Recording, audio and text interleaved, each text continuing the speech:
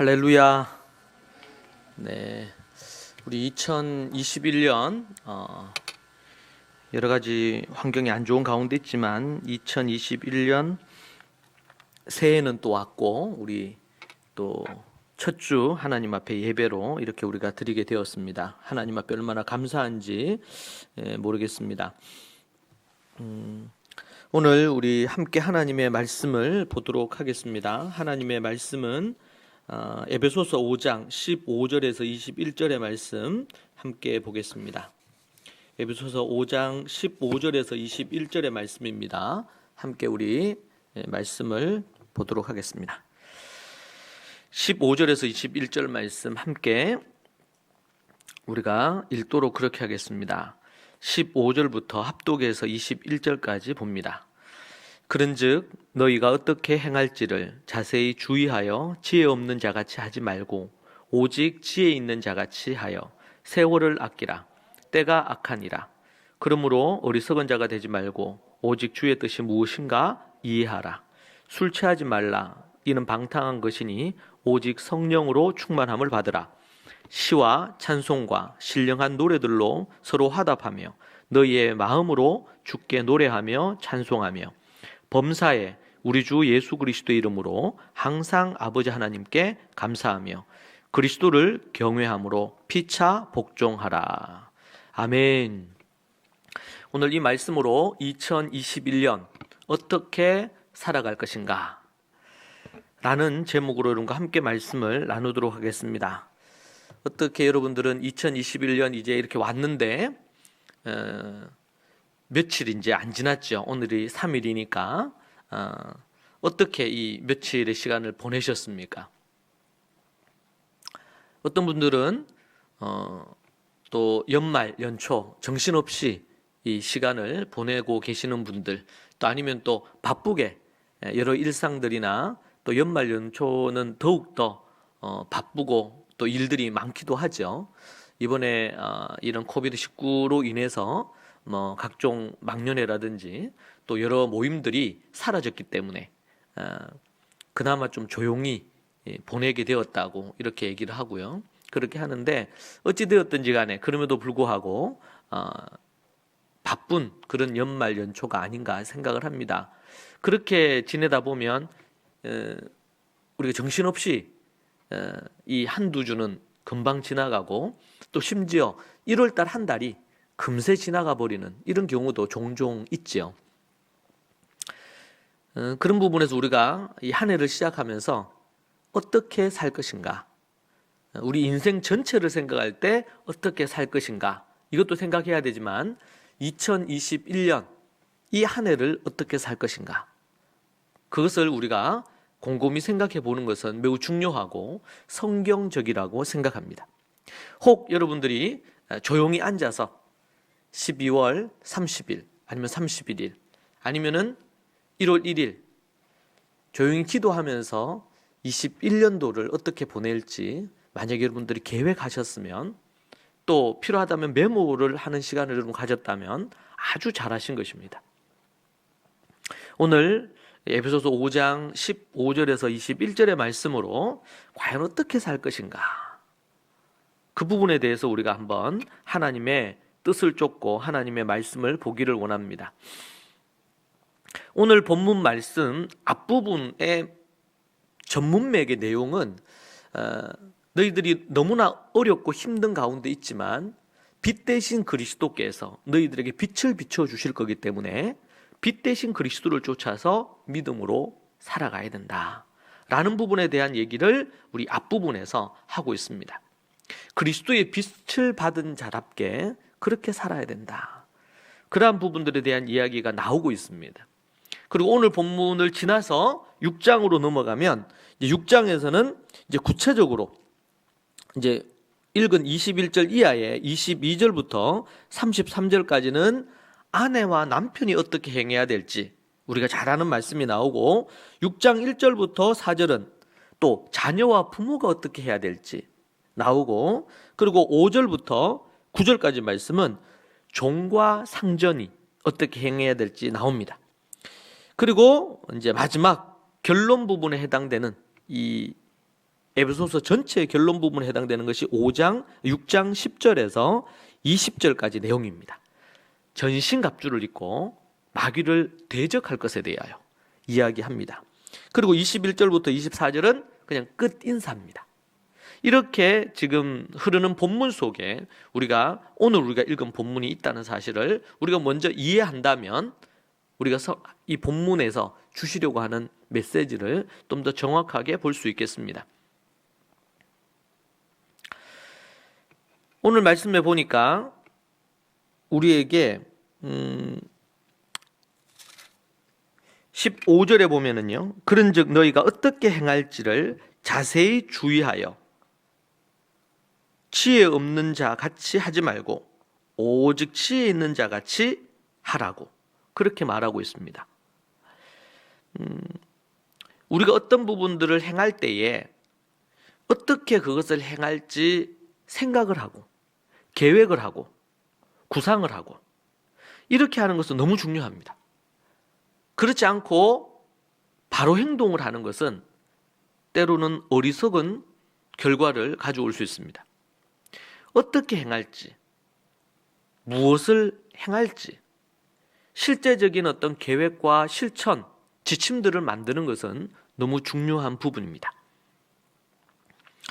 그것을 어떻게 행할지를 자세히 주의하여 살펴보라고 그렇게 우리에게 말해주고 있습니다.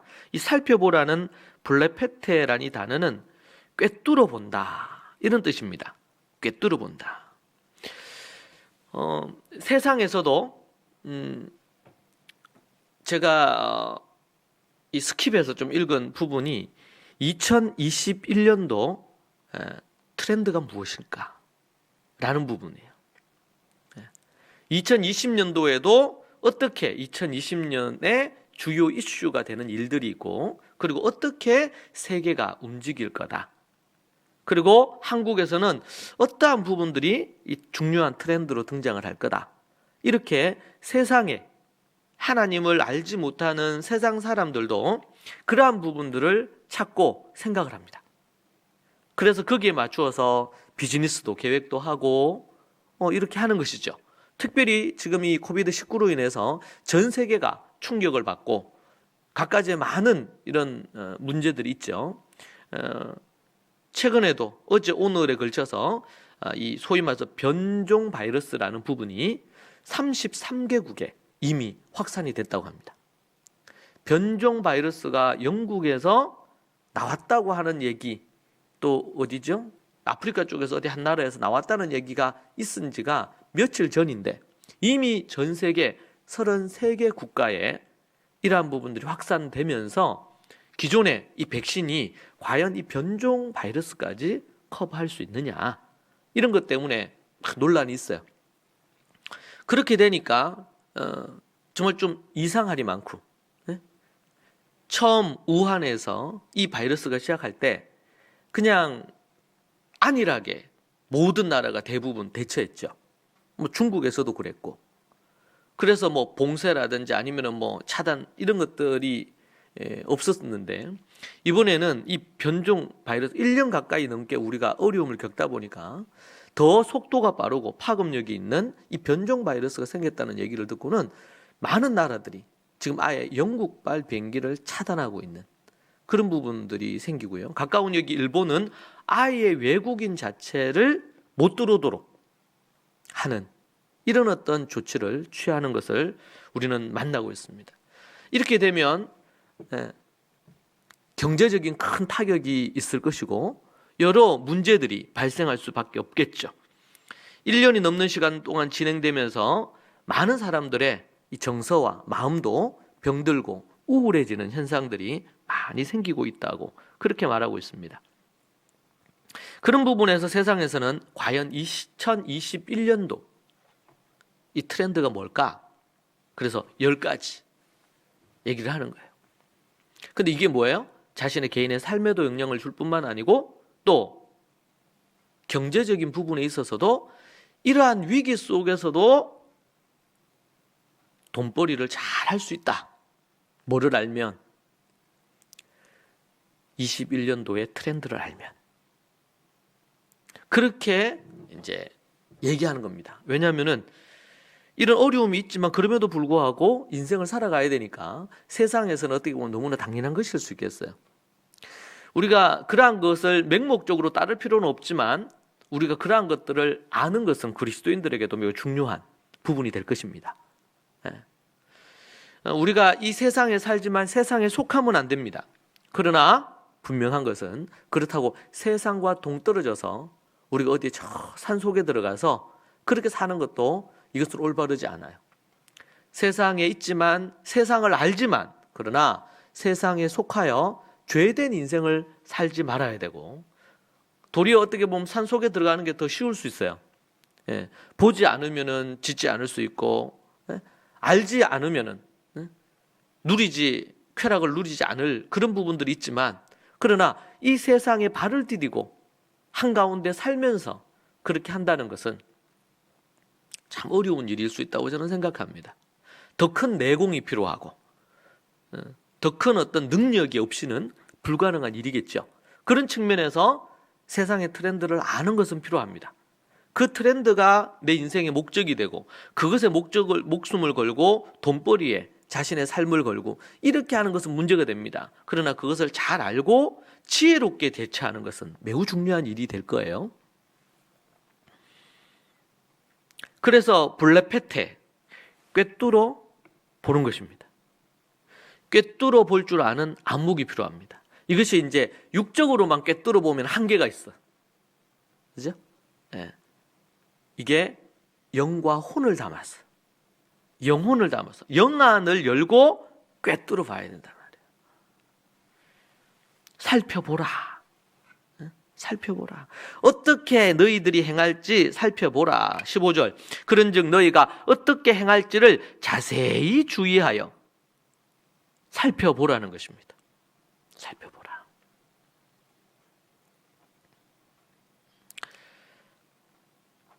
이 주의하여, 이 살피라는 것이죠. 그리고는 뭐라 그랬습니까? 지혜 없는 자 같이 하지 말고 지혜 없는 자 같이 하지 말고 지혜 있는 자 같이 하라고 그렇게 말합니다. 여기서 지혜란 넓은 이 학문적 어떤 그 지식을 말하는 것이 아니죠. 진리의 빛 안에서 하나님께서 말씀하시는 그 진리를 알고 하나님의 그 말씀을 알고 그 말씀대로 헌신하며 사는 것입니다. 하나님의 뜻을 잘 이해하고 따르는 삶이죠. 이것이 지혜다. 여호와를 경외하는 것이 지식의 근본이거늘. 그 여호와 하나님을 알고 그 여호와 하나님을 경외, 두려운 마음으로 그 하나님의 말씀을 따라 순종하는 것. 그것이 바로 뭐다? 지혜다. 지식의 근본이다. 지식은 지혜의 바탕에서 이루어져야 됩니다. 지혜가 뭐예요? 여호와를 경외하는 것이 지혜에 속해요. 하나님의 관점으로 이 세상의 모든 것, 내 삶을 보는 것, 하나님의 관점으로 보는 것, 그게 뭐다? 지혜다. 그 지혜를 갖고 지식의 삶을 살아야 돼요. 지식이 뭡니까? 올바로 알아야 됩니다. 어떻게 해야 될지 올바로 알아야 됩니다. 예를 들면 물건을 하나 샀다. 과연 이 물건을 어떻게 써야 되는지 설명서가 있잖아요. 설명서가. 요즘은 워낙 뭐 기기, 핸드폰도 그렇고 어떤 물건을 사면 복잡해.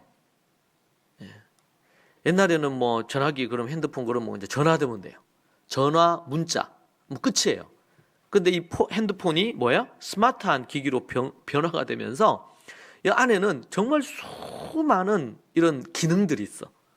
근데 그 기능들 모르고 사용하는 경우도 또 대부분이라 그러죠. 저도 그런 것 같아. 너무 복잡해져 가요, 세상이. 그런데 막 그런 기능을 다 쓸 거 아닌데도 불구하고 우리는 또 때로는 고가의 이런 핸드폰을 산단 말이에요. 꼭 뭐 해야 될 게 별로 없는데도 불구하고. 왜? 그렇게 안 하면 안 될 것 같아. 이 큰 흐름 자체가. 그런데 그 단순한 부분에 있어서도 우리가 설명서를 이해하고 모르면 제대로 사용을 못하죠.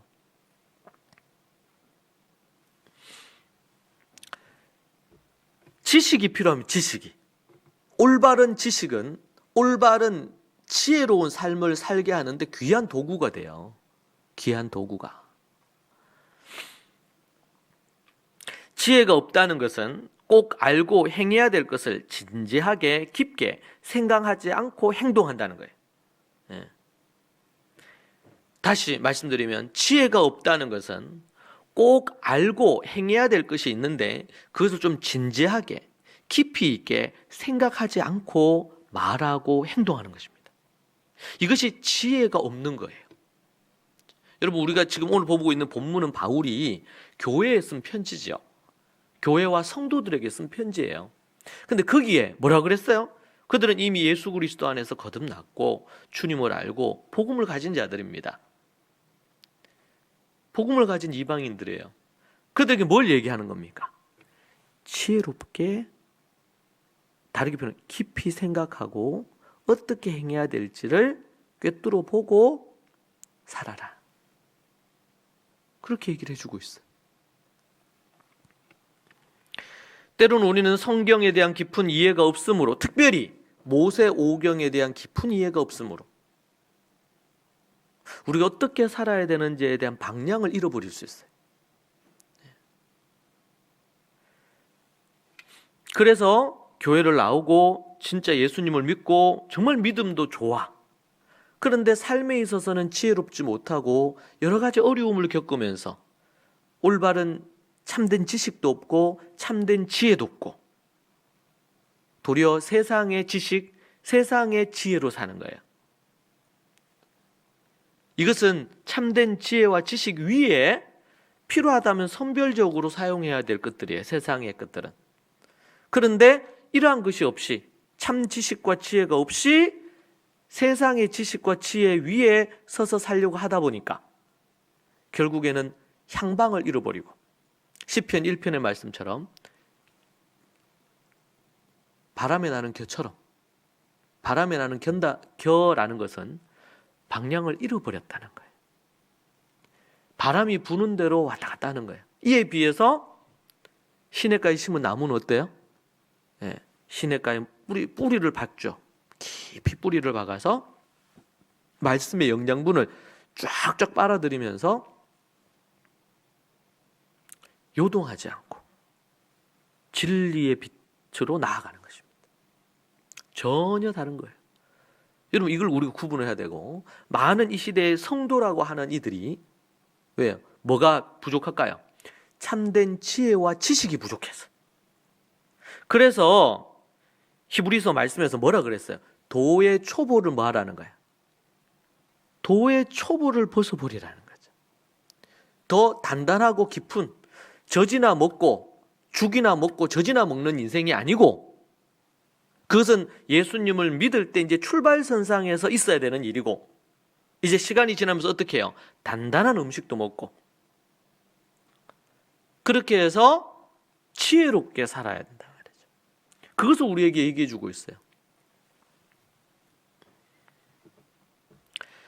자, 어떻게 하면은 이 지혜롭게 깊게 생각하고 행동할 거냐?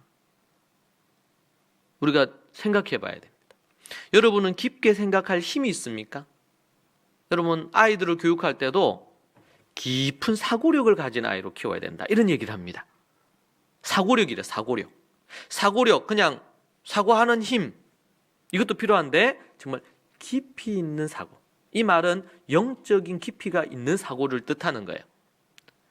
세상에서 얘기하는 그냥 창의력 정도, 이런 거 정도를 넘어서서 어떻게 그러면 사고력이 생깁니까? 사고력이, 이 대표적인 인물이 다니엘입니다. 다니엘이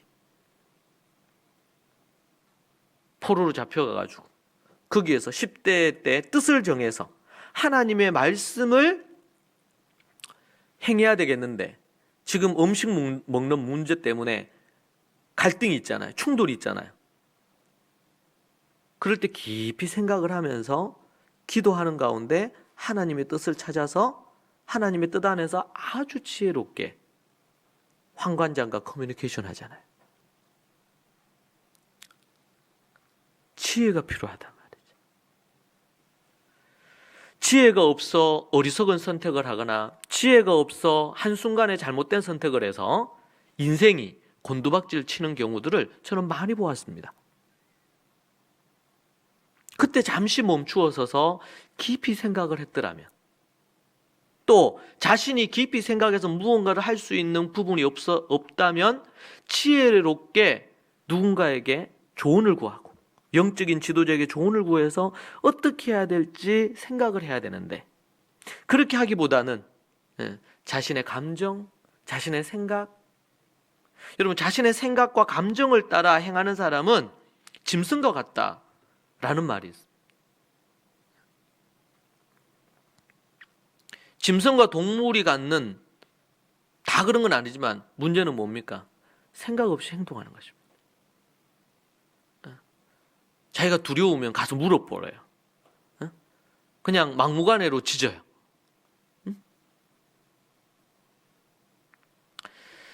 자, 지혜에 있는 자가, 오늘 여기 말씀해 보니까 15절, 그런즉 너희가 어떻게 행할지를 자세히 주의하여 살피고, 지혜 없는 자가 같이 하지 말고 오직 지혜 있는 자 같이 하여 어떻게 행할지를 말해줍니다.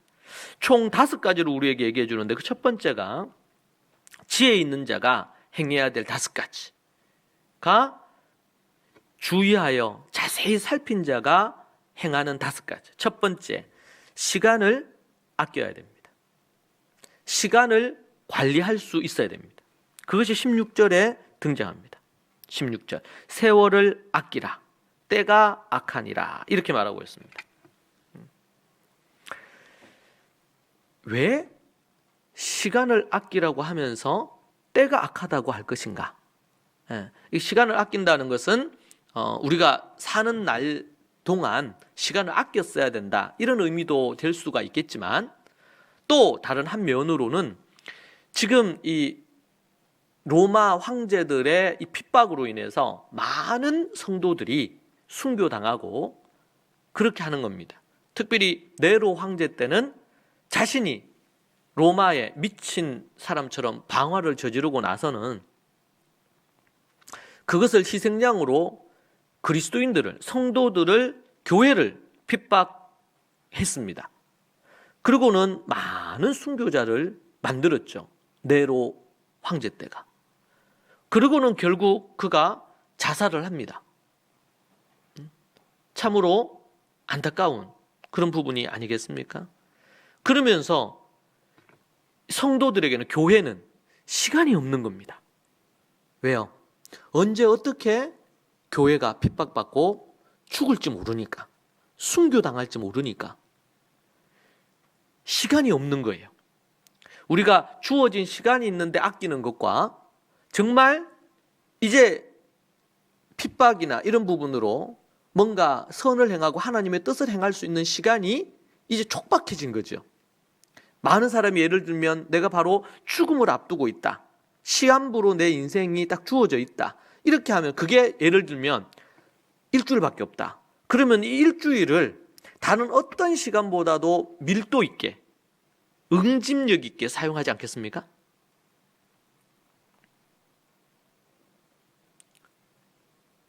더 아껴서 써야 되겠죠, 이 시간이. 똑같은 24시간인데 이 극박한 상황에서 24시간과 그렇지 않고 평소에 그냥 24시간은 전혀 다르단 말이죠. 1분 1초를 정말 쪼개서 써야 될 거예요. 전혀 다른 부분이죠.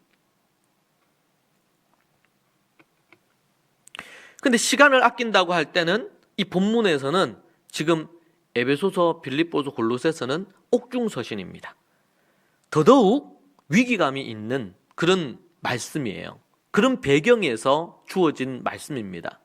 그러니 사도 바울이 시간을 아껴라, 이 말은 다르게 표현하면 우리가 선을 행하고 하나님의 선한 일, 에키토브라 그러죠. 에키토브. 정말 아름답고 선하고 온전하고 하나님이 기뻐하는 그 일을 위하여 행할 수 있는 시간이 별로 없단 말이에요. 그렇기 때문에 시간을 정말 아껴서 사용을 해야 된다. 사도 바울이 이 시간을 아껴라고 했을 때 이 원어의 의미가 이 도로 사다 아니면 속죄하다는 뜻이 있는 단어예요. 이 단어가. 이 말은 뭐냐면 선한 일을 위해서 내가 이룰 그 일을 위해서 뭐 하라? 대가를 지불하라. 대가를 지불해서 그것을 행하라. 이런 의미를 갖습니다. 시간을 아낀다는 말이. 단순히 시간을 잘 쪼개가지고 잘 쓴다. 내 하고 싶은 것을 위해서, 내 목표를 위해서 이 시간을 잘 쪼개서 쓴다. 이게 세상에서 얘기하는 자기관리, 시간관리, 여기에 속합니다. 이것도 너무 중요합니다. 근데 문제는 뭐예요? 방향성이 중요해요. 방향. 속도보다 중요한 것이 방향입니다. 속도보다 중요해요. 내가 정말 급하게 빨리 가야 돼. 이렇게 해서 내가 지금 서울로 가야 되는데 너무 급한 나머지 비행기가 서울행 비행기, 부산행 비행기가 있는데 막 급해서 눈에 보이는 플랫폼에 내려가지고 눈에 보이는 부산행을 타버리면 나중에 더 오랜 시간을 돌아서 와야 됩니다. 그렇기 때문에 방향이 너무 중요해요. 방향이. 근데 많은 사람들은 그게 아니고 속도에 맞춥니다. 속도에. 얼마나 내가 빨리 뭔가를 했느냐. 내가 얼마나 빨리 무엇을 성취해냈느냐. 성과를 이루었나. 성과도 참 중요한데 이 속도에만 너무 맞추다 보면 나중에 큰 낭패를 보고 다시 돌아서 몇 배의 시간이 걸리는 경우도 있습니다. 그래서 속도보다 뭐가 중요하다고 얘기하냐면 방향이 중요하다. 그 얘기를 하는 겁니다. 이것은 영적인 부분에 있어서 너무 중요해요. 여러분, 우리가 시간을 아껴서 사용을 해야 된다 이렇게 얘기하는데, 시간을 아껴서 사용하는 데 부분에 있어서 중요한 것은 시간은 돈과 같습니다. 시간이 중요하다는 걸 먼저 알아야 돼요. 시간의 중요성. 하나님이 우리에게 2021년이라는 시간을 주셨습니다. 그런데 이 시간이 소중하다고 여기지 않으면 그냥 흘려보내지 않겠습니까? 시간은 돈입니다. 시간은 돈이에요. 시간은 하나님이 주신 선물입니다. 선물이요. 2021년이라는 선물을 하나님이 우리에게 주셨어요. 이 21년에 지금 이미 3일째 되어졌잖아요. 48시간이 지나고 지금 45시간째 해가지고 지금 이렇게 또 지납니다. 하나님이 시간을 주셨어요. 이 시간은 너무나 중요합니다. 우리가 우리의 삶을 믿음으로 산다, 어떻게 산다 이렇게 할 때에 그 바탕에 깔려 있는 게 뭐냐면 시간 안에서 사는 거예요. 시간을 어떻게 보내느냐가 성령 충만한 삶을 살 수도 있고 그렇지 못할 수도 있고, 시간 사용, 자기 관리와 시간 사용이 제대로 되어지지 않고 신앙적 성숙한 삶을 사는 것은 불가능합니다. 시간을 막 낭비하면서 믿음의 삶을 사는 것은 불가능합니다. 그래서 여러분, 우리가 시간 관리라든지 자기 관리라든지 이런 소위 말하는 자기 개발서, 자기 관리서 부분에 그진 90% 이상의 저자들, 베스트셀러 작가들이 크리스찬들이에요. 왜냐하면 이 자기 개발에 이 사람들이 그것을 추구했던 이유가 어떻게 하면 하나님이 주신 이 시간을 잘 사용할 수 있을까? 이 고민에서 출발을 했거든요. 그래서 이 시간이란 개념, 특별히 동양적인 부분에 있어서 이 시간이란 개념을 깊이 숙고했거나 그런 부분들에 대한 것보다도 서양이 훨씬 더 발달했어요. 왜? 기독교 문화가 거기서 많이 만들어지고 발달하면서 그 부분에 대해서 생각을 많이 한 것이죠. 시간이 얼마나 중요하냐. 이것을 아는 사람과 그렇지 못한 사람은 달라요. 세상에서도 그렇죠.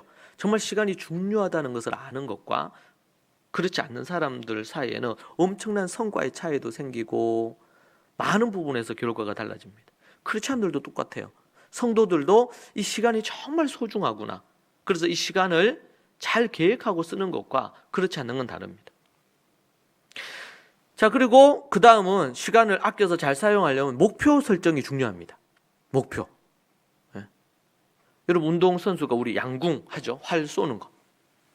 그렇게 할 때 뭐예요? 목표가 있잖아요. 목표가. 관역이 있는데 관역을 향해서 잘 이렇게 해야 된단 말이에요.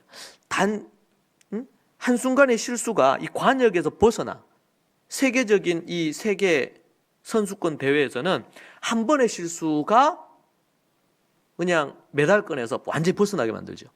아무리 최고의 실력을 가져서 그 전에 메달을 땄다 하더라도 한 번의 실수가 관역을 벗어나면 10점인데 예, 한 번의 실수로 8점이 됐다. 이걸 만회하는 것은 너무 어려운 거예요. 그런 부분처럼. 그럴 때 뭐예요?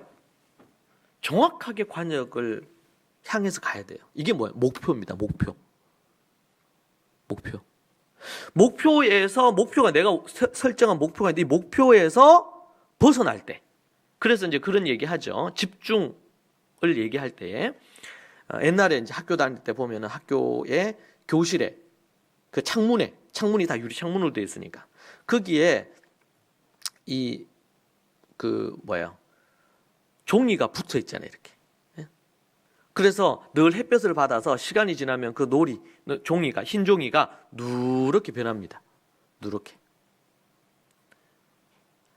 여러분, 그런데 그 햇볕이 올 때에 돋보기를 갖고 그 종이를 잠시 몇 초만 비추었는데도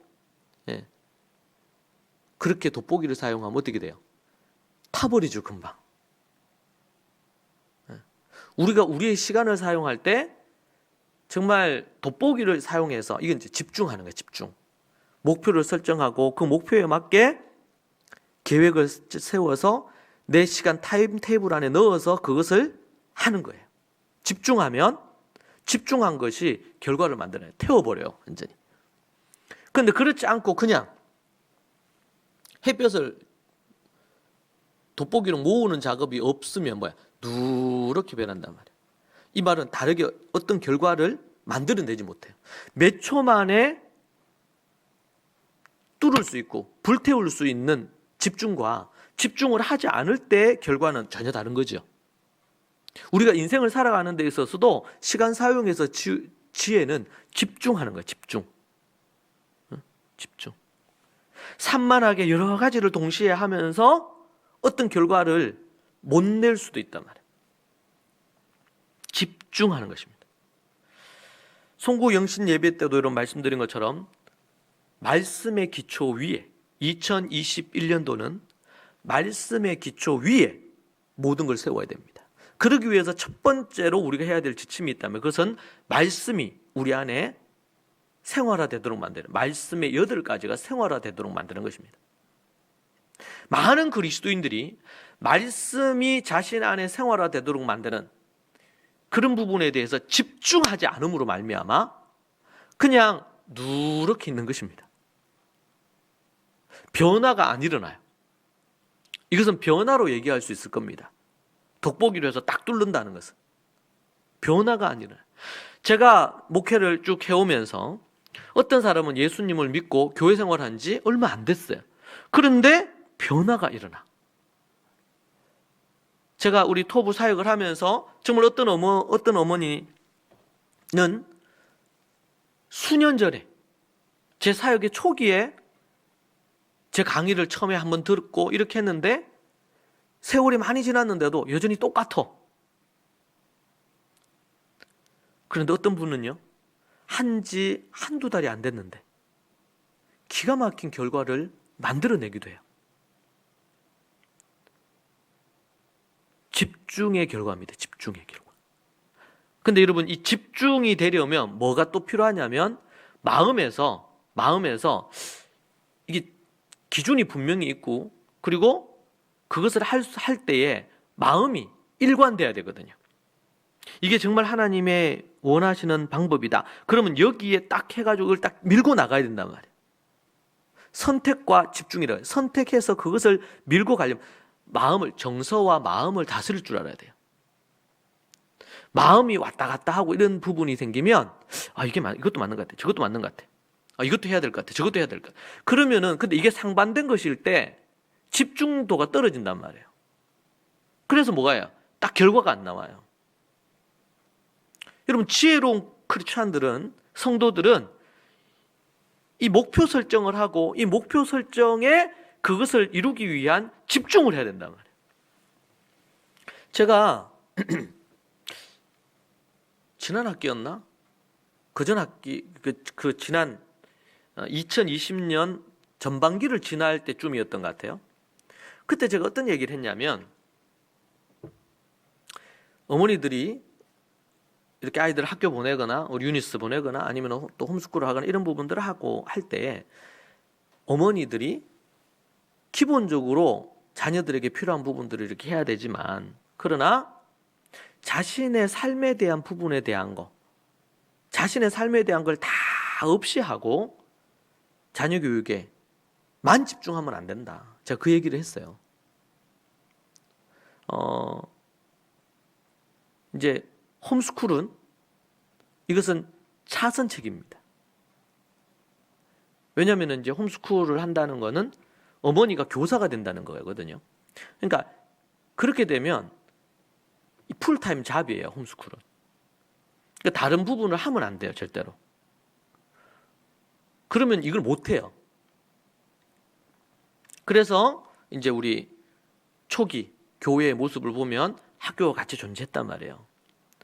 그런데 어쩔 수 없는 여러 상황들 때문에 홈스쿨을 할 수 있잖아요. 이제 그렇게 얘기를 했고, 그래서 되도록이면은 이 학교를 보내는 게 중요하다 이 얘기를 했고, 그 학교라고 얘기할 때는 세상에 그냥 공교육을 얘기한 게 아니었죠. 중요하다. 근데 정말 어쩔 수 없이 만약에 홈스쿨을 해야 된다면 다른 어떤 일을 하거나 이렇게 하면 안 돼, 절대로. 그러면 이 홈스쿨도 안 되고 그것도 안 돼요. 제대로. 결과가 안 나와. 안 된다. 그리고 학교를 만약에 이렇게 보내서 아이들 학교 가고 있는 이후에 시간이 생기잖아요. 그런데 케이스마다 또 다르죠. 애들이 좀 어리다든지 여러 가지 환경이 있겠죠. 그런 부분에 있어서 필요한 부분 집중을 해야 된다. 그러나 어머니 본인의 하나님이 주신 달란트와 은사를 따라서 자기는 정말 교육과 관련된 부분에 은사가 있고 나는 그 부분에 마음이 더 있다. 그러면은 이런 부분에 대한 걸 할 수 있어요. 그러나 그렇지 않다면 자신이 갖고 있는 전공과 여러 가지들을 생각을 해서 자기를 하나님 앞에 준비하고 이렇게 하는 거 필요하다. 잠언 31장의 부분에 근거해서 얘기를 했어요. 근데 여러분 나중에 얘기를 들으니까 어떤 어머니가 그 얘기를 듣고 홈스쿨을 시작했던 어머니가 그 얘기를 듣고 학교 보내고 자기 일을 하라고 했다는 거예요. 목사님. 그래가지고 동네 학교에 보내고 그리고 자기는 정말 자기 개발에 막 집중하는 거예요.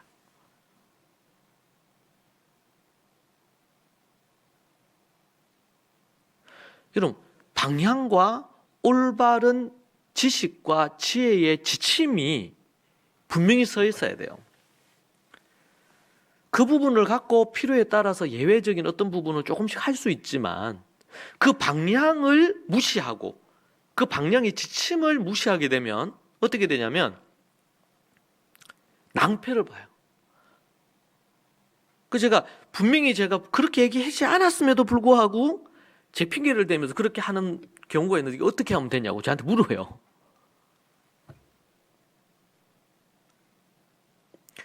참 어리석은 거죠.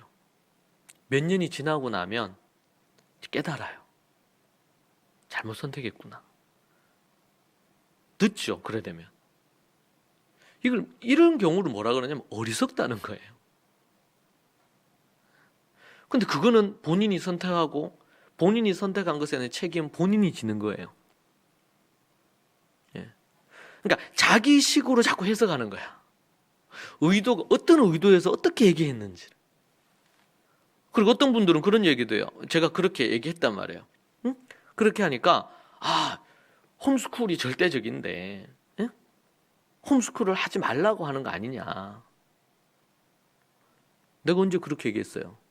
더 중요한 게 있는데 학교를 보내고 그걸 해야 된다. 유니스 같은 학교가 있으면 그렇게 보내고 해야 된다. 근데 너무 어디에 꽂혀 있으니까 저도 그 심정 압니다. 제가 왜냐하면 아주 지우가 6살 때부터 제가 홈스쿨을 했으니까 그때는 제가 홈스쿨 협회 회장도 하고 그러면은 그전에 홈스쿨이 아니면 죽음을 달라 이런 심정이었죠. 근데 이제 전체적으로 이 그림을 그리면서 이 홈스쿨이 어떤 위치에 있는지, 정말 이 유니스에 보낼 수 없다, 그러면 이제 홈스쿨 할 수 있겠죠. 그런 부부 내서 해야 돼. 근데 어머니의 사명은 자식을 믿음으로 키우는 거다. 여러분, 이 이 말 자체가 틀린 건 아니에요. 그런데 그것만이 어머니의 사명이다. 그러면은 틀린 겁니다, 그거는.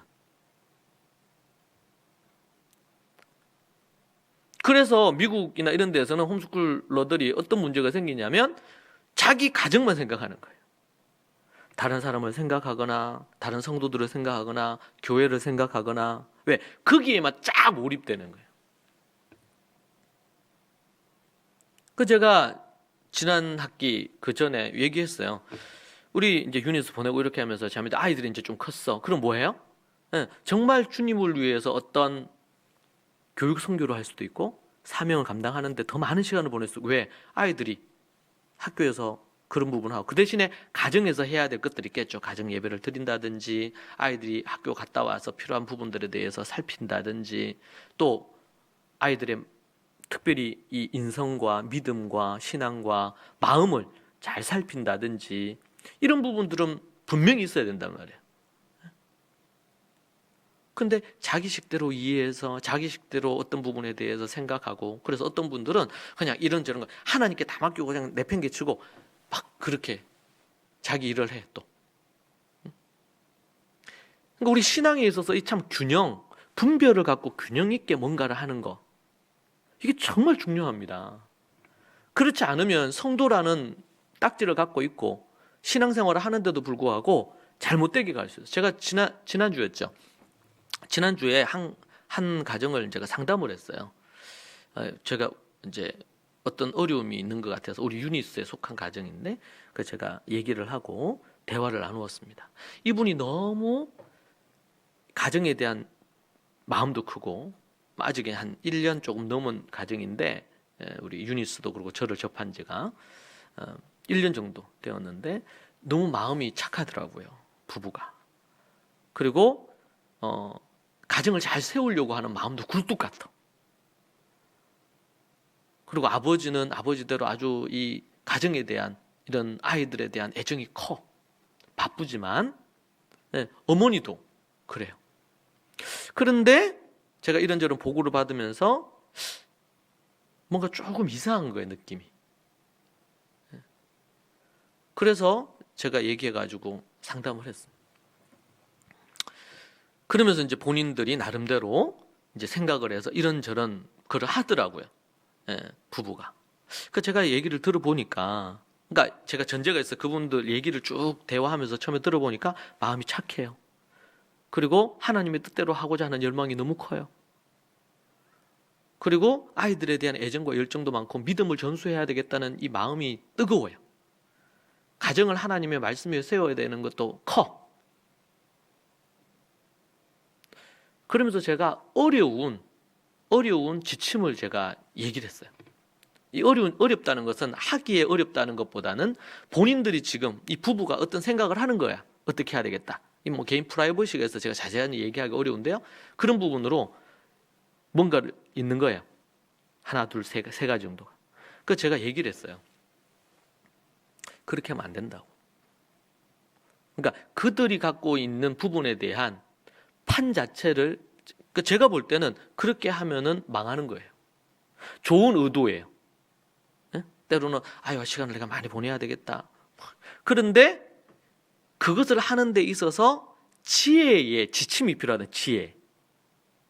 어디에 집중을 하고 어디에 에너지를 쏟고 어떻게 해야 되는지에 대한 거. 근데 엉뚱한 곳에 에너지를 막 쏟으려 하더라고요.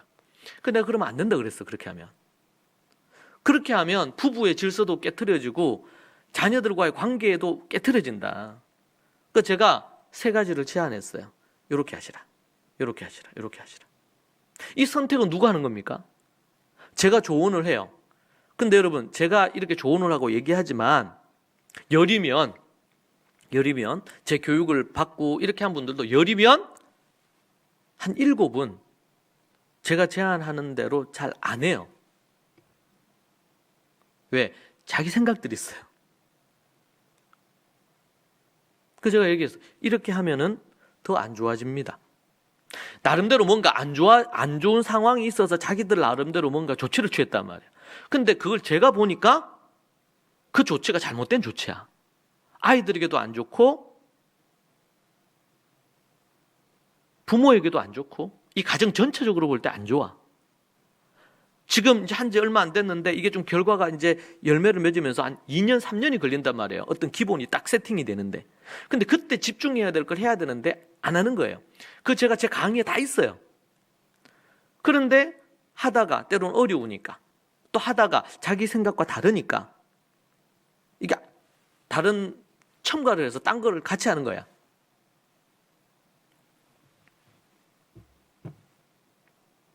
다행히 이제 그분들은 제가 그 얘기하고 나서 내가 생각해 보라 그랬어. 어떻게 하실지. 그러니까 그 부부가 특별히 또 우리 아버지들은 더 그렇잖아요. 어머니들은 어떤 형태로든 저와 커뮤니케이션이 중간중간 있지만 아버지들은 그런 부분 잘 없어. 그러니까 이제 그런 얘기를 딱 할 때 위험을 감수하고 제가 얘기한 거예요. 그럼 그 얘기를 듣고 이제 며칠 후에 연락이 왔어요. 미처 생각을 못했던 부분인데 목사님 얘기 듣고 아주 큰 통찰력을 받고 그렇게 하기로 했다고.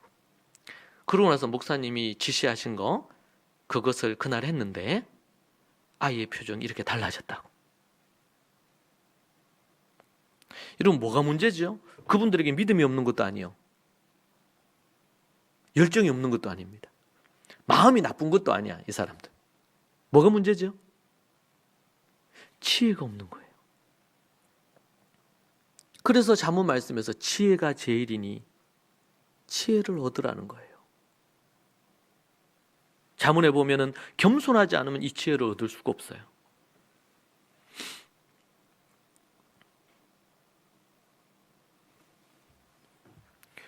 목표를 설정하고 그리고 계획을 세우고. 그러니까 배워야 돼요. 배워야 돼. 제가 지난 한 20년 가까이를 정말 배우는 일에 힘썼어요. 네? 초대교회 성도들은 어떻게 일생을 살아갈까? 초대교회 성도들은 어떻게 1년을 하루를 살아갈까? 초대교회 성도들은 어떻게 말씀을 봤을까? 수많은 질문을 갖고 지난 세월 동안 길게는 20년, 짧게는 10년 가까이의 시간을 집중해서 배웠습니다. 여러분 공부해야 됩니다. 공부하고 배우고 공부하고 또 배우고 실천하고 공부하고 배우고. 크리스찬들은, 그래서 제가 그리스도인은 공부하는 사람들이에요. 세상에서 공부하는 것처럼 이런 그냥 지식 공부를 넘어서서 탐구하고 하나님의 뜻이 무엇인가 탐구하고 연구하고 공부하고 실천하고 또 탐구하고 연구하고 실천하고.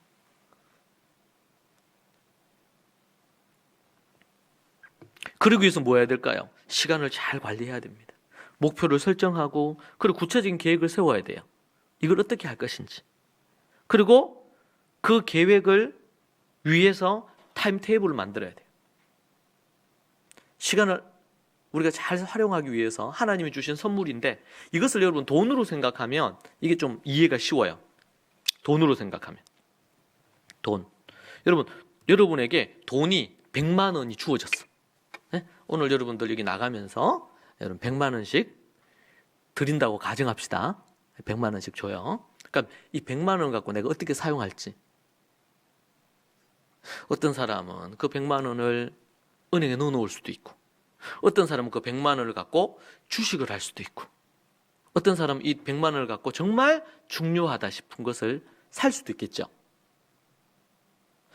시간은 돈이라 그랬는데 이 시간, 돈을 어떻게 사용을 할지 계획이 필요하잖아요. 계획 없이 시간을 사용할 수도 있어요. 우리가 그래서 목표를 설정하고 구체적인 목표에 대한 스탠다드를 만들고 지침들을 만들고 그리고 그렇게 했으면 어떻게 해야 돼요? 그 계획한 것을 우리의 타임테이블 안에 시간표 안에 넣어서 거기에다가 뭐예요? 구체적으로 실현이 될 수 있도록 집어넣어야 되겠죠. 어떤 경우는 10분 단위로 어떤 경우는 30분 단위로 어떤 경우는 1시간 단위로 이걸 계획하라 그렇게 얘기해요. 되도록이면 세밀하게 하면 좋긴 좋겠죠. 사람들도 스타일에 따라 다르지만. 사람 스타일이 다 다르지만 목표를 설정하고 계획을 세우지 않고 타임테이블을 구체적으로 만들지 않고 어떤 결과를 만들어내는 것은 불가능한 겁니다. 그게 아주 막 타이트하게 하든 아니면 또 어떻게 하든지 간에 그것 없이 불가능해요. 그래서 시간을 계획할 때 돈을 계획하듯이 계획을 해라. 그리고 계획을 세웠으면 그 계획이 습관화되도록 만들어라. 몸에 배이도록. 그 일을 위해서는 게으름을 극복해야 되고 중독을 극복해야 됩니다. 게으름, 게을러지려는 마음이죠. 그러니까 개미에 가서 배우라 그러잖아요. 개미에 가서. 그리고 또 중독이라는 건 정말 소위 말해서 진짜 병적인 중독도 있지만 정말 꼭 내가 해야 될 일이 있는데 엉뚱한 곳에 시간이 허비되는 것. 이걸 막아야 되겠죠. 주로 내가 기호로 삼는 거기에 시간과 에너지를 주로 많이 써요. 정말 내가 중요한 것에 시간을 쓰기보다도 정말 꼭 필요한 부분에 시간을 쓰기보다도 꼭 필요하고 나서 내가 여가를 즐기는 것과 여가에 몰빵하는 것 다르죠, 이게. 이걸 잘 분별해야 됩니다. 자, 너무 중요해요. 하나님이 우리에게 2021년에 시간을 주셨습니다. 그래서 여러분 오늘 가기 전에 책상에 앉으셔서 내 올해의 목표를 어떻게 할 건가? 제가 우리 개인의 목표를 세울 때 반드시 교회의 큰 방향을 함께 고려해서 세우라고 얘기합니다. 말씀의 기초 위에 모든 걸 세우는 거예요. 그러한 부분에 그걸 두고 계획을 세웁니다. 오늘 여러분 꼭 반드시 계획을 세우십시오. 목표를 설정하시고 목표에 대한 구체적인 계획을 세울 때는 여러분의 영역을 나눠야 돼요. 내가 뭐 어떤 분은 아버지, 제 같은 경우에는 아버지가 어떤 거 해야 될지, 어머니가 어떻게 해야 될지 이런 게 있을 거 아니에요. 그리고 자식으로서, 아니면은 또 남편, 아내로서, 내가 학생이면 또 학생으로서, 직장이면 직장인으로서, 내가 뭐 사업하면 사업하는 사람으로서, 그런 삶의 영역별로 계획을 나름대로 세우는 거죠. 그리고 그것은 나에게 주어져 있는, 예를 들면 100만 원이야. 돈 앞에서 얘기해 100만 원이 주어졌어요. 그럼 이 100만 원을 갖고, 아니면 그 100만 원으로 뭐예요? 그냥 정말 중요한 것에 먼저 써야 되는데, 그러기보다 내가 그냥 충동적으로 어떤 거 100만 원짜리 물건 하나 샀어. 그리고 끝이요. 그럼 뭐예요? 꼭 필요한 것에서 돈을 못 쓰겠죠. 똑같아요. 시간도.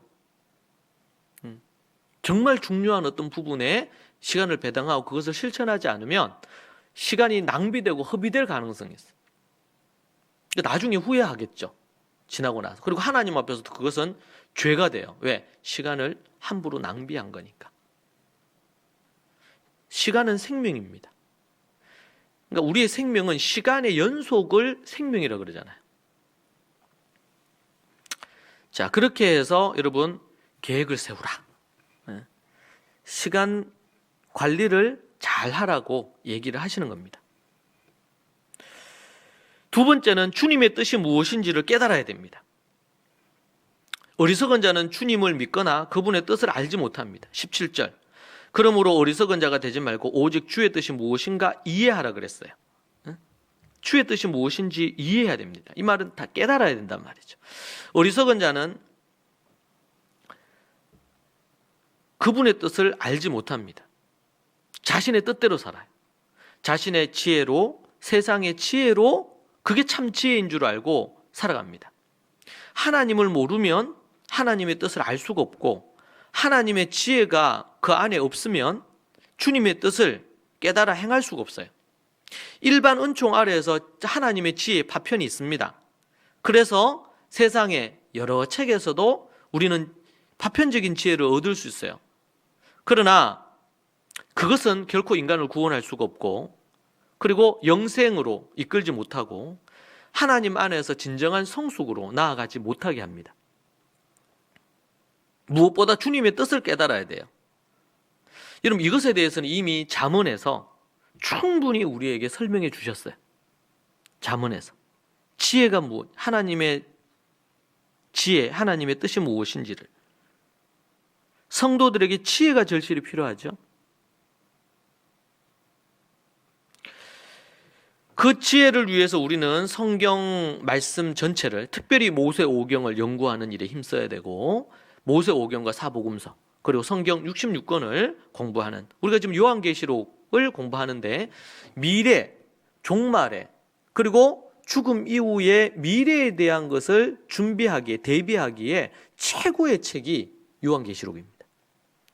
그래서 요한계시록을 공부하면서 얼마나 많은 깨달음과 변화들이 우리 성도들 안에 있는지 모릅니다. 최근에 우리 학생들에게, 그리고 또 우리 선생님들에게 이 요한계시록을 통해서 지난 1년 동안 깨달은 것을 좀 적자. 그래서 제가 받아보는데 너무 감동적인 일들이 많더라고요. 요한계시록을 통해서 깨닫고 변화되고 새로워진 게 정말 많아요. 미래에 대한 하나님의 뜻이죠. 종말에 어떤 일이 일어날 것인지에 대한 하나님의 뜻을 이제 파악하는 거예요. 알게 된 거예요. 얼마나 귀한지 모릅니다. 성경은요, 우리에게 너무나 귀중한, 여러분, 삶에 대한 지혜가 모세오경에 정말 가득 차 있습니다. 예, 가장 먼저 공부해야 될 책들이 모세오경이에요.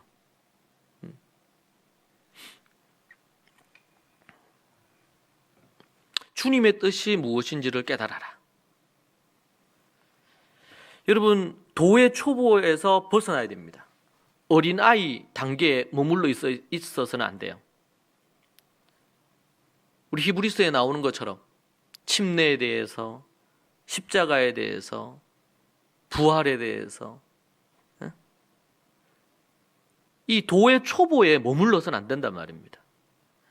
그 도의 초보에 머무르고 그렇게 하는 것은 쉬워요, 실제로는. 그 이후에 어떻게 해야 돼요? 구체적으로 앞에서 얘기한 것처럼 시간을 잘 관리해, 세월을 관리해, 자기를 관리해. 이게 너무 쉽지 않은 일이에요. 영적인 싸움이 있어요. 도의 초보에 머무르지 말고 어린 아이의 자리에 머물러서 안 됩니다. 단단한 음식을 먹고 그렇게 해야 됩니다. 세 번째, 성령의 충만함을 받아야 됩니다. 18절 말씀이죠. 18절 볼까요? 같이 읽읍시다. 술 취하지 말라. 이는 방탕한 것이니 오직 성령으로 충만함을 받으라. 그렇게 말하고 있습니다. 방탕이라는 것은 무절제, 소동, 낭비라는 뜻입니다. 여러분, 술에 취하면 자연히 무절제해집니다. 자기가 자기 의식 없이 말도 합니다. 나중에 그 말을 내뱉고 나서 후회하죠. 자기도 모르는 행동을 합니다. 이게 방탕입니다. 술에 취하면 이런 현상이 나타납니다. 방탕의 반대는 뭐냐? 성령의 충만함입니다. 성령님으로 존재 가득 채우는 것입니다. 채워지는 겁니다. 이것이 성령 충만함입니다. 존재 가득 채워지기도 하고 10% 채워지기도 하고 20% 채워지기도 하고. 그래서 성경에 보면 뭐라 그래요? 물이 복숭아 뼈까지 찰 수도 있고, 무릎까지 찰 수도 있고, 허리까지 찰 수도 있고, 가슴까지 찰 수도 있고, 물이 그냥 온전히 물에 내가 잠길 수도 있잖아요. 성령으로 우리가 어떻게 성령의 충만함을 받을 거냐? 그러니까 성령의 충만함, 완전히 성령으로 말미암아 존재가 더 꽉 차지 않으면 어떻게 해요? 옛사람이 나온단 말이에요. 옛사람. 성령님으로 내 발이 무릎 이하, 허리 이하가 차지 않으면 내가 옛사람이 했을 때 하는 행동들을 하는 거예요. 발로 움직일 곳을 가는 거예요. 성령님으로 우리의 가슴까지 이게 차지 않으면 우리의 마음에, 우리의 생각에 쓴마음, 쓴뿌리, 갖가지 많은 것들이 나온단 말이에요. 우리 입까지 이 성령으로 충만해지지 않으면 우리 입으로 실수를 해요. 말에 실수를 한단 말이에요.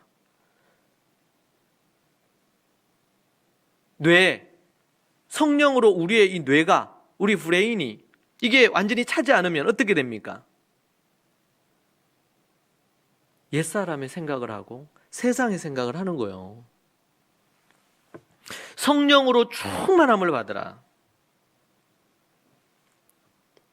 우리가 계획을 하고 시간을 계획을 해서 설계를 하고 그리고 나서 주님의 뜻이 무엇인지를 계속 깨달아가면서 실천하면서 그 시간 계획이 성공적으로 이루어지게 하기 위해서는 뭐가 필요해요? 성령의 충만함을 받아야 돼요. 성령의 충만함을. 그래서 우리가 뭐예요? 3월, 4월이 되면 6월절이 되고 부활이죠. 부활절. 십자가와 부활의 그 계절, 그 절기를 지나서 어떻게 그 다음은 성령 강림을 바라보는 거예요. 성령 강림은 하나님의 말씀 토라를 받고 성령의 강력한 임재를 경험하는 겁니다. 성령으로 하야가 되는 거예요. 완전히 채워지는 거예요. 존재가 득. 이것은 말씀이죠. 말씀과 성령이에요. 그러니까 우리가 예수 그리스도의 구속함을 속량함을 입은 사람이 속량을 받고 나서 출애굽기 6장에 나오는 것처럼 백성이 되고 그리고 하나님이 어떤 분인지를 알지라 그랬죠. 알아야죠. 응? 진리의 말씀으로 성령으로 충만해져야 된단 말이지. 성령의 충만함이 필요하다. 여러분, 하나님의 말씀에 이 성령 충만함, 초대교회 성도들은 이 성령의 충만함을 위해서 말씀의 8가지에 집중했어요. 말씀을 읽고 묵상하고 그 말씀을 하야하고 그 말씀을 또 연구하고 토론하고 글을 쓰고 그리고 그것을 말하고 가르치는 거예요. 말하고 내가 말을 하고 나눔할 수도 있고 간증할 수도 있고 자녀들에게는 아니면 다른 사람에게 전하고 가르칠 수 있고 가르쳐 지키게 하라 그랬잖아요. 그리고 마지막으로 8번째 지켜 행하는 거예요. 이 말씀의 8가지를 토대로 뭐 해야 돼요? 기도해야 돼요. 지금 내가 선 위치가 말씀의 부분에, 그러니까 말씀을 연구하는 것도 수준이 다 있겠죠. 1부터 100까지 있을 수가 있어요.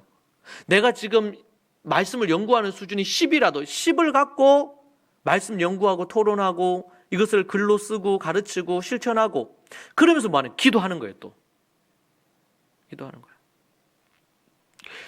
성령으로 충만해져야 됩니다. 말씀과 기도 외에는 불가능한 거예요.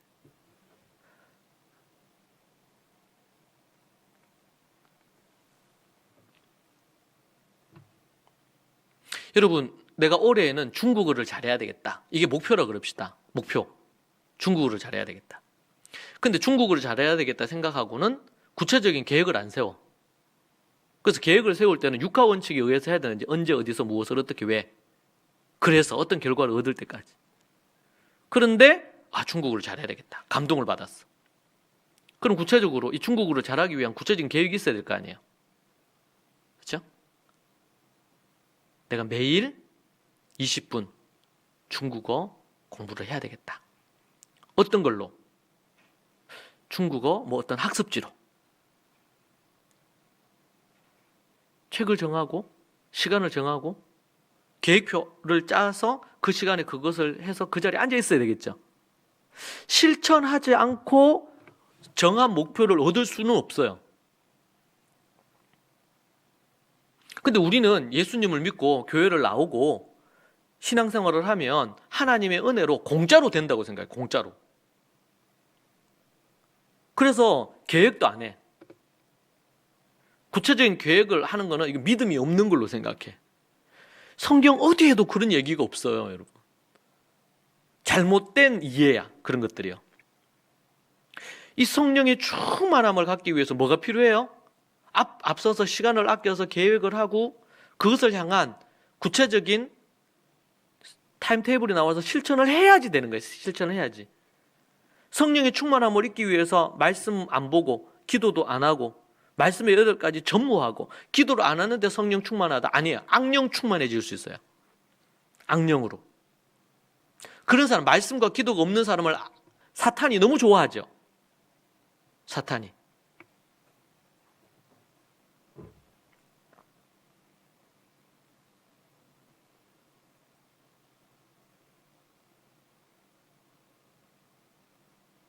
성령으로 충만해야 된다. 말씀의 8가지를 실천해야 됩니다. 여러분, 행함이 없는 믿음은 죽은 믿음입니다.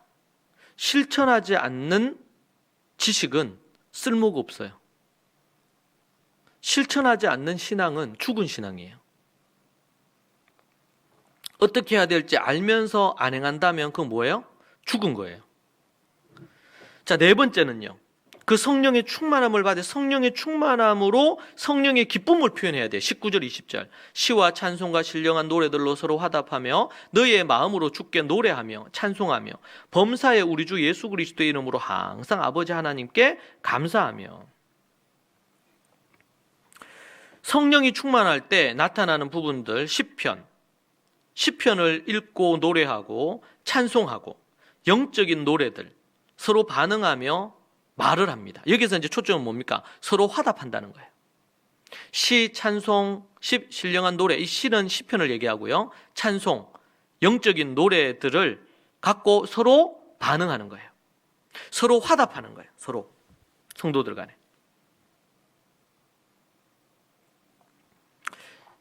여러분, 이러한 것이 초대교회 성도들은 생활화되어 있었어요. 매일 시편의 일부를 읽고 기도하고 기도문으로 찬양과 찬송의 이것이 생활화되어 있었고, 그리고 이것을 어떤 형태로 서로 반응하는 거예요. 서로.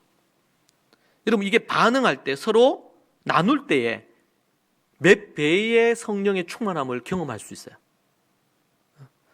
그래서 우리가 셀 안에서 서로 나누잖아요. 은혜를. 엄청난 거예요. 소그룹에서 우리 성도들 간에 말씀의 깨달음을 나누고 함께 찬양을 하고 함께 하나님의 은혜를 나누고 이게 손뼉이 부딪힐 때 소리가 나듯이 이런 부분들이 이루어져야 된단 말이에요. 말씀을 개인적으로 연구하는 것도 중요한데 개인적으로 연구한 것을 서로 나누고 내가 깨달은 걸 나누고 이렇게 할 때 이것이 5배, 10배, 100배의 시너지를 만들어내는 거예요. 결과를 만들어냅니다. 듣고만 있지 말고 참여해야 돼요. 이러한 부분에서 서로 화답하는. 또 하나는요, 이 부분에서 마음으로 주님께 노래하고 찬송해야 돼요. 마음으로. 여기 보니까 너희의 마음으로 주께 노래하며 찬송하며 그랬죠. 마음이 담겨 있어야 됩니다. 형식적인 것이 아니고 마음이 잠겨 종교 생활이 아니어야 돼요. 그것을 하나님이 원합니다. 그리고 범사에 우리 주 예수 그리스도 이름으로 감사하라 그렇게 얘기하죠. 범사에 감사하라. 범사에 감사하라. 여러분, 어려울 때 더 좋은 일이 생길 수 있습니다. 여러분, 지금 이 코비드-19가 이루어지면서 가정이 더욱더 가정 중심의 모습으로 변하고 있습니다. 이거는 너무나 귀한 선물이에요. 산업 사회가 되고 산업혁명들이 일어나고 2차, 3차, 4차 이렇게 일어나면서 자꾸 어떤 부분에서 벗어납니까? 교회도 가정 중심에서 자꾸 이탈하는 거예요. 지나치게 가정이 중심이 돼도 문제지만, 그러나 가정에서 벗어나서 절대적인 교회만으로, 아니면은 또 세상에서는 자기 어떤 일을 각자가, 가족 구성원들이 각자, 학생들은 뭐 어린애들은 학교 생활하는 것에, 아버지 어머니는 자기 직장, 이런 것이 되어져서 가정이 깨지는 거예요. 가정이 같이 하숙집처럼 살긴 하지만 실제로는 하나가 되지 못해. 가족들이 영이 하나가 안 됐고 마음이 하나가 안 됐고 하나님의 뜻을 함께 못 이루어가. 근데 여러분, 코비드-19가 되면서 그러한 것들이 많이 줄어들고 가족들이 함께 있을 수밖에 없어요. 그렇기 때문에 생기는 일들도 많아요. 문제들도. 네. 서로 하루 지내는 동안 10분, 20분, 30분도 아이들과 함께 하지 않았는데 24시간 한 집에 같이 있으면서 생활을 해. 그러니까 못 보던 걸 보는 거예요. 많은 문제가 있다는 걸 발견하게, 스트레스가 될 수가 있겠죠. 그런데 가정이 중심이 되는, 이 신앙의 본질이거든요. 교회의 본질이에요. 교회의 본질은 가정이에요. 가정이 중심이 되어서 교회로까지 확산이 돼야 돼. 가정이 건강해지면서 교회가 더 하나님 앞에 견고해져야 되거든요. 근데 가정이 무너지고 가정은 아무 힘을 발휘 못하면서 교회가 개개인과 가정의 신앙을 이끌려고 하니까 얼마나 어려워요. 교회가. 왜냐하면 교회에게 하나님은 그 사명을 주신 게 아니거든요. 가정에게 일단 그 사명을 주셨고 그 가정을 함께 엮어서 함께 가도록 만들어 주셨는데 여러분, 우리가 IT가 발달하고 온라인이 발달을 해가지고요, 그 코비드19 상황에서도 믿음의 왕성한 활동들을 할 수 있어요. 그렇죠? 여러분, 우리가 현재 지금 교회를 나오기는 어려울 수 있지만, 뭐 지금 이제 평일날도 개인적으로 나와서 기도하거나 이렇게 하는 건 충분히 할 수 있죠. 그런데 우리 스마트폰이나 아니면은 또 노트북 이런 부분으로 온라인으로 할 수 있는 게 얼마나 많습니까? 그렇죠? 교회 유튜브가 있어서 거기에 목사님 설교가 계속 올라갑니다. 언제라도 원하면 말씀을 들을 수 있는 유튜브 좋은 가족 교회에 들어올 수 있어요. 언제라도 우리는 스마트폰으로 성경을 읽을 수도 있고 유튜브에서 찬송을 찾아서 찬송을 틀고 들을 수 있어요. 찬양을 부를 수가 있어요. 내가 필요한 부분에 있어서 인터넷으로 아니면은 스마트폰으로 정말 신앙의 어떤 중요한 부분에 대한 것들을 찾아서 공부할 수 있어요. 올해 21년도에는 이런 온라인으로 이런 부분으로 해서 훈련이라든지 이런 것들을 좀 더 강화하려고 합니다. 필요에 따라서는 우리가 장소에 한 곳에 모이면 그렇다고 해서 우리가 모여서 대면에서 하는 것이 필요 없다는 게 아닙니다. 이건 절대적이고 중요해요. 잠시 우리가 지금 어쩔 수 없이 멈출 수는 있지만 필요하죠. 그런데 우리는 유한한 존재예요.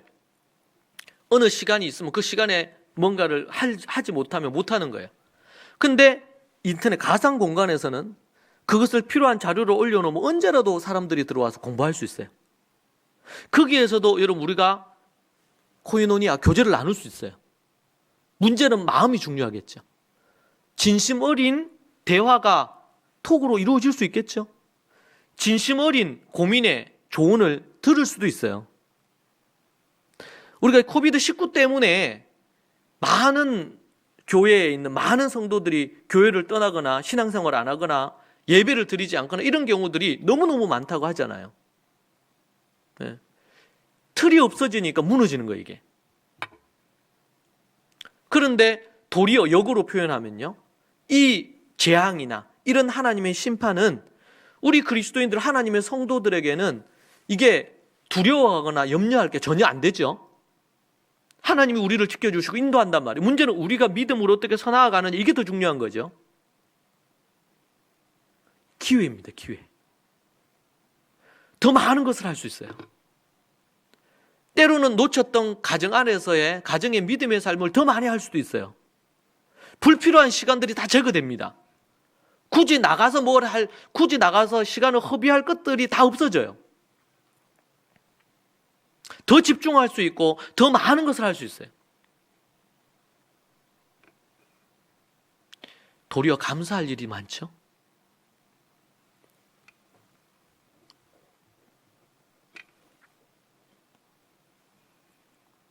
성령의 기쁨의 표현 중에 하나가 뭐라고요? 시와 찬양과 서로 반응하는 것, 마음으로 주님을 노래하고 찬양하는 것, 그리고 뭐야? 모든 일에 감사하는 것. 항상 감사하는 겁니다. 그리고 주님을 더욱더 알고 주님의 뜻을 행할 수 있는 부분들을 우리가 찾아서 행하는 거예요. 마지막으로 21절에 보면 21절을 같이 보실까요? 그리스도를 경외함으로 피차 복종하라. 그리스도를 경외함으로 서로 복종하라고 얘기하고 있습니다. 성령의 지배를 받아서 이제는 뭐 해야 돼요? 성령님께 복종을 해야 돼. 하나님께 복종해야 돼. 그리스도를 경외함, 예수 그리스도를 두려워함으로, 거룩한 두려움이에요. 두려움으로 서로 뭐예요? 서로 복종하는 거예요. 자, 여러분, 이 말씀 21절이 나오고 나서 22절부터 어떤 내용이 나옵니까? 22절부터 아내와 남편이 서로에게 복종하는 거예요. 그리스도에게 복종하듯이 서로에게 복종, 순종을 해야 돼. 그리고 자녀와 부모, 6장 1절에서 4절에서 부모와 자녀가 서로 하나님의 말씀에 입각해서 서로 피차 복종해야 돼. 종과 상전이요, 피차 복종해야 돼요. 그리스도께. 나는 종으로서 그리스도께 복종함으로 주인을 대해야 되고, 주인은 그리스도께 복종함으로 종을 대해야 돼요. 아내는 그리스도께 복종함으로 남편을 대해야 되고, 원리를 따라. 남편은 그리스도께 복종함으로 아내를 대해야 됩니다. 그 지침들을 얘기 다 해놨어요. 여기에 지침들을. 그러니까 서로 피차 그리스도를 경외함으로 피차 복종하라. 피차 하나님의 말씀의 기준을 따라 남편과 아내는 서로가 서로에게, 부모와 자식은, 그리고 종과 상전은 피차 복종하라는 거예요. 실제적인 지침을 주고 있죠. 22절 이하부터 6장 말씀에서. 하나님 그 말씀의 지침을 갖고 어떻게 해요? 복종해야 돼. 순종해야 돼. 말씀에. 서로에게 순종해야 된다. 서로에게. 정리해 봅시다. 이 5가지. 첫 번째 뭐예요? 시간 관리를 하라. 두 번째, 주님의 뜻을 알라. 세 번째, 성령 충만하라. 네 번째, 성령의 기쁨을 표현하라. 다섯 번째, 그리스도를 경외하므로 서로 복종하라. 할렐루야. 2021년 어떻게 살아야 되는지, 이것은 21년뿐만 아니라 우리의 평생에, 매일에 우리의 방향이어야 돼요. 방향. 그리고 방향이자 구체적인 지침이 이 안에 있죠. 여러분, 오늘 이 5가지 부분을 여러분의 마음에 담고 시간을 계획하는 것으로부터, 목표를 설정하고 시간을 계획하는 것으로부터 출발하십시오. 그리고 그것이 실제 부분으로 자리를 해야 되고, 피차 복종하는, 나는 아내로서, 남편으로서 어떻게 해야 되겠다. 나는 자녀로서, 나는 부모로서 어떻게 해야 되겠다. 성경의 지침을 따라서 여러분들이 구체적인 스탠다드를, 계획을 세우십시오. 그리고 오늘부터 실행하세요. 알고 있고 생각만 하지 마시고 바로 행동해야 됩니다. 행동하지 않는 것은 아무런 소용이 없습니다. 여러분이 2021년도 정말 하나님이 원하시는 이 5가지의 삶을 통해서 말씀 위에, 말씀의 기초 위에 세워지는 여러분들이 되시기를 축복합니다. 그리고 그냥 관념적으로, 추상적으로 여러분들이 21년도를 그냥 잘 보내기를 갈망하고 복을 받으라고 얘기하지 않고 진정으로 주님의 복을 받을 수 있는 실천력을 가지는 계획과 이런 것들이 여러분이 있기를 축복합니다. 기도하겠습니다. 살아계신 하나님 아버지, 주님 도와주셔서 우리 모든 믿음의 식구들이 오늘 이 예배가 끝난 이후 조용히 하나님 앞에 서서 21년도를 어떻게 보낼지 계획하는 그런 모든 성도들이 되게 하여 주옵소서. 그리고 그것을 위하여 우리의 영혼의 계획, 우리의 마음의 계획, 우리의 삶의 구체적인 계획들을 세워서 정말 하나님이 보시기에 착하고 충성된 종으로, 게으르고 나태한 종이 아니라, 게으르고 악한 종이 아니라 착하고 충성된 종으로 살아가기를 소망합니다. 주께서 붙들어 주시고 인도하여 주옵소서. 예수님 이름으로 기도합니다. 아멘. 자, 그리고 오늘 이 말씀에 근거해서 여러분 하나의 그 미션이 있습니다. 미션. 이번 주에 꼭 하셔야 될 미션. 오늘 하면 더 좋고. 그래서 오늘 여러분들이 올해의 목표를 설정하시고, 그리고 구체적인 계획을 세우시고 타임테이블을 짜는 것을 다음 주일이 되기 전까지 하십시오. 네, 그렇게 하시고 저한테 보내세요. 네, 저한테 메일로 보내셔도 되고, 주로 메일로 보내면 좋습니다. 톡으로 보내면 시간이 지나면 또 이게 없어지더라고요. 메일로 보내놓으면 그게 계속 남아있으니까 메일로 보내주세요. 모두. 여러분, 그러면 제가 그걸 다 살펴보겠습니다.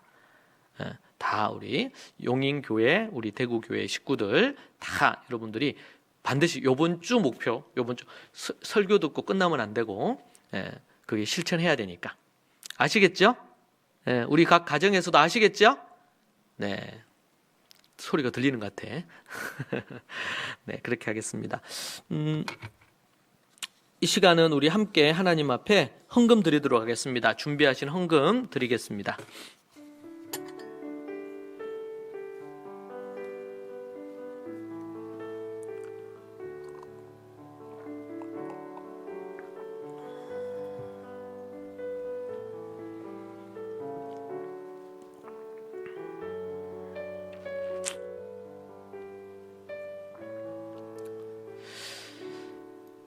기도하겠습니다. 하나님 감사합니다. 21년도라는 이 큰 선물을 주심을 감사합니다. 정말 돈하고도 비교되지 않는 이 생명을 선물로 주셔서 21년도 1일, 1월 2일, 1월 3일째 되게 하신 것 감사합니다. 지금도 우리에게 호흡을 주시고 건강을 주시고 생명을 연장시켜 주시고 인도하신 것 감사합니다. 우리 모든 믿음의 성도들이, 좋은 가족 식구들이 정말 하나님 앞에서 이 21년도에도 주님만 의지하며 나아가기를 원합니다. 주님 앞에 각종 예물 드립니다. 11조와 각종 예물 드립니다. 우리 모든 믿음의 식구들 정직한 11조를 하나님께 올려드리고 또 하나님 앞에 각종 범사에 감사한 것들을 마음뿐만 아니라 물질로 담아 하나님께 올려드림으로 주께서 주시는 모든 하늘의 땅의 모든 복들을 누리기에 부족함이 없게 주님 도와주시옵소서. 아버지 하나님께서 정말 바라크에, 그리고 바라크를 토대로 한 아브라함의 7가지의 복이 우리 모든 믿음의 가정과 개인들에게 넘치기를 소망합니다. 주님 또한 우리가 구제하고 선교하고 섬기고 건축하며 각종 하나님 앞에 드리는 모든 예물, 헌금을 주님 받으시고 우리 믿음의 식구들이 또 뜻을 정해서 하나님 앞에 약정하고 기도한 것들 다 이룰 수 있도록 주님 은혜를 내려주십시오. 특별히 직장에서, 사업체에서 하나님의 공의와 정의가 이루어지고 또 물질의 풍족함이 열매로 맺히기를 원합니다. 각 가정이 정말 하나님이 주시는 그러한 각가지의 모든 복이 넘치는 가정들 되게 하여 주옵소서. 예수님 이름으로 기도합니다. 아멘.